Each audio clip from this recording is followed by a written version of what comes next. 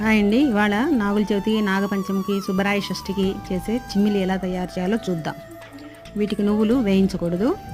ఒక గ్లాసు నువ్వుల్లో 5-6 యాలకులు వేసి మిక్సీ జార్లో వేసి పొడి కొట్టి ఒక వెడల్పాటి గిన్నెలోకి వేసుకోండి. ఏ గ్లాస్తో అయితే నువ్వులు తీసుకున్నామో అదే గ్లాస్తో 3/4 గ్లాసు తురిమిన ఎండు కొబ్బరిని మిక్సీ పట్టి ఆ పొడిని కూడా నువ్వుల పొడిలో వేసుకోండి. మరి 1 గ్లాసు పొడి కొట్టిన లేదా తరిగిన బెల్లాన్ని కూడా ఈ నువ్వుల పొడి మీద వేసి 3 బాగా కలపండి. కొంచెం కొంచెంగా మిశ్రమాన్ని మిక్సీలో వేసి మధ్య మధ్యలో కలుపుతూ మెత్తగా మిక్సీ పట్టాలి. మొత్తం మిక్సీ పట్టిన తర్వాత మొత్తం మిశ్రమాన్ని బాగా కలిపి లడ్డూలు కట్టుకోవాలి. స్వామికి ఇష్టమైన చిమ్మిల్ని వడపప్పు చలిపిండితో పాటు నైవేద్యం పెట్టుకోవచ్చు. సో వడపప్పు, చలిపిండి, చిమ్మిలి, తాంబూలము, అరటిపళ్ళు నైవేద్యం పెట్టుకోవచ్చు.